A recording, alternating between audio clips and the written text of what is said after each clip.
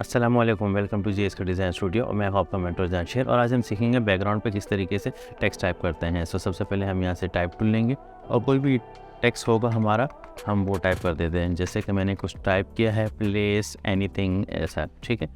हम अपने टेक्स्ट को एडजस्ट करेंगे।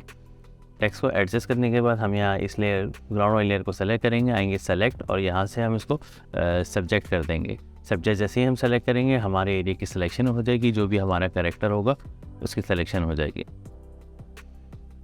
सिलेक्शन होने के बाद हम यहाँ कंट्रोल जे प्रेस करेंगे। कंट्रोल जे प्रेस करके इसको हम ऊपर प्लेस कर देंगे और नीचे वाली लेयर को हम सेलेक्ट करके थोड़ा जूम इन करेंगे ताकि हम इसमें टेक्सचर अप्लाई कर सकते हो। यहाँ इफेक्ट्स में से हम ब्लेंडिंग ऑप्शन को सेलेक्ट करेंगे। ब्लेंडिंग ऑप्शन को जैसे ही हम सेलेक्ट करेंगे, ऑल्ट का बटन प्रेस करके हम इसे थोड़ा सा ड्रैग करेंगे यहाँ पे और थोड़ा यहाँ से भी हम इसे ड्रैग करेंगे और ओके कर देंगे।